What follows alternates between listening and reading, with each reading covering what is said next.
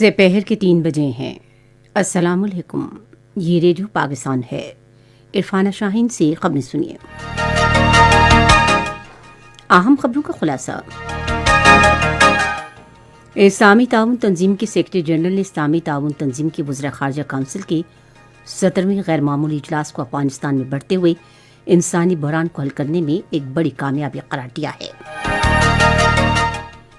یورپی یونین نے اسلامی تعاون تنظیم کے وزراء خارجہ کونسل کے 17ویں غیر معمولی اجلاس کے کامیاب انعقاد پر پاکستان کو مبارکباد دی ہے۔ اطلاعات و نشریات کے وزیر نے کہا ہے کہ خیبر پختونخوا میں مقامی حکومتوں کے انتخابات کرا کر مضبوط مقامی حکومت کا وعدہ صرف وزیر اعظم نے پورا کیا ہے۔ اسٹیٹ بینک کے گورنر نے کہا ہے کہ گزشتہ مالی سال میں زر شعبے کے قرضوں کی تقسیم میں 1.25 ارب روپے کا اضافہ ہوا ہے۔ کل جماعتی حریت کانفرنس نے بھارت کے غیر قانونی زیر قبضہ جموں کشمیر میں بھارتی فوج کی جانب سے ماورائے عدالت مسلسل ہلاکتوں کے واقعات پر گہری تشویش ظاہر کی ہے۔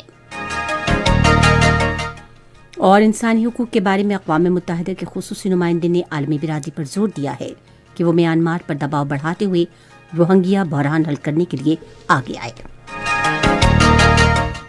خبریں تفصیل کے ساتھ۔ اسلامی تعاون تنظیم کے سیکرٹری جنرل حسین ابراہیم طاہا نے اسلامی تعاون تنظیم کے وزراء خارجہ کونسل کے 17ویں غیر معمولی اجلاس کو افغانستان میں بڑھتے ہوئے انسانی بحران کو حل کرنے میں ایک بڑی کامیابی قرار دیا ہے۔ اپنی روانگی سے پہلے اسلام آباد کے بین الاقوامی ہوائی اڈے پر صحافیوں سے گفتگو کرتے ہوئے انہوں نے مہمان نوازی پر پاکستان کے عوام اور حکومت کا شکریہ ادا کیا۔ سیکرٹری جنرل نے کہا کہ ایمبیسیڈر طارق علی بخت کو افغانستان کے لیے خصوصی نمائندہ مقرر کیا گیا ہے، جو انسانی بحران کے تناظر میں عبوری افغان حکومت کو امداد کی فراہمی کے لیے متعلقہ اداروں کے ساتھ رابطہ کریں گے۔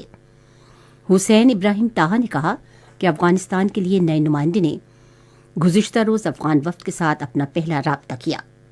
انہوں نے امید ظاہر کی کہ پوری دنیا افغانستان کی انسانی امداد کے لیے فنڈز کی فراہمی میں اپنا کردار ادا کرے گی۔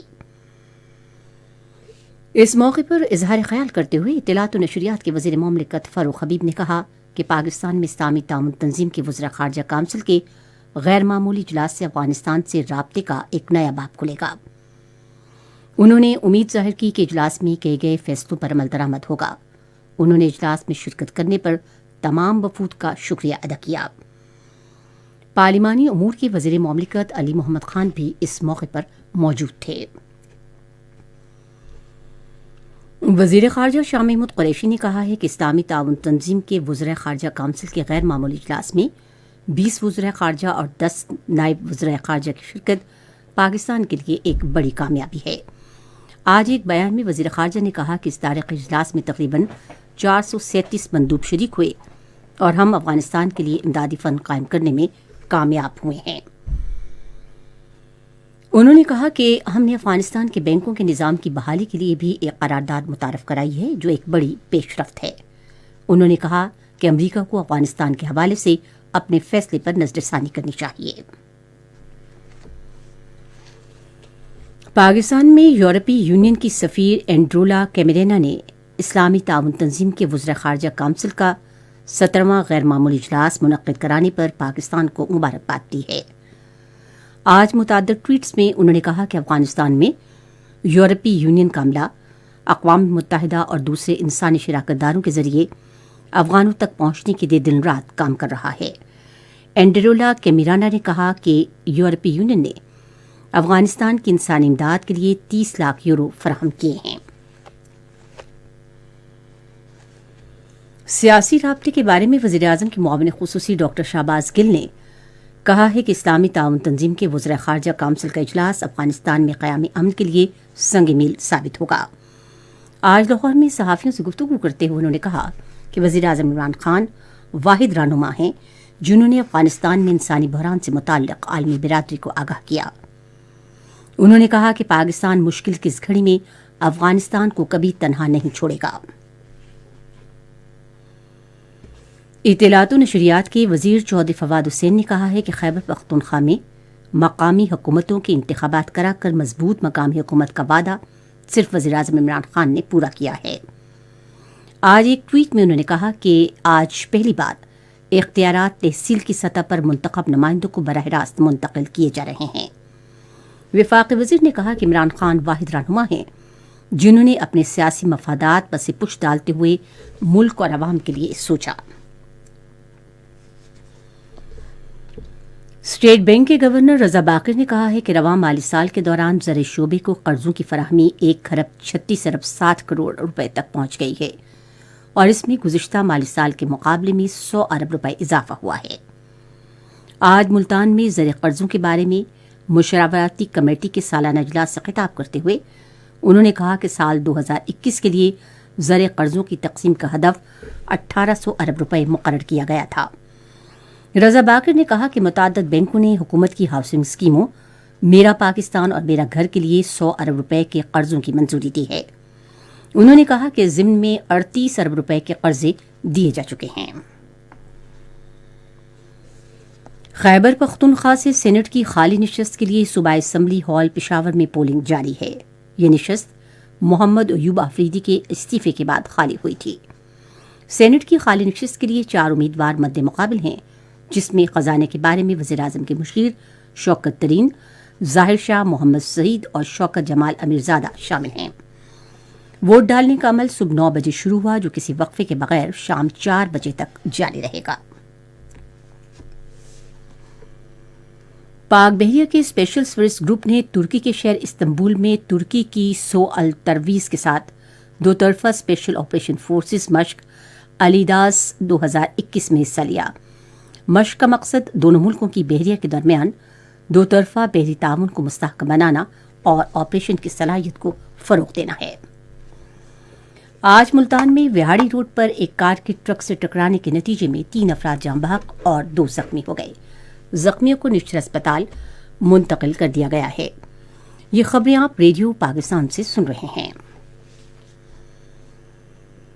بھارت کے غیر قانونی زیر قبضہ جموں کشمیر میں بجلی کے محکمے کے ملازمین مودی حکومت کی جانب سے محکمے کی نجکاری کے خلاف ہڑتال پر ہیں۔ ملازمین محکمے کو خود مختار ادارے the Power Grid Corporation of India کے حوالے کرنے کے حکومتی فیصلے کے خلاف احتجاج کر رہے ہیں۔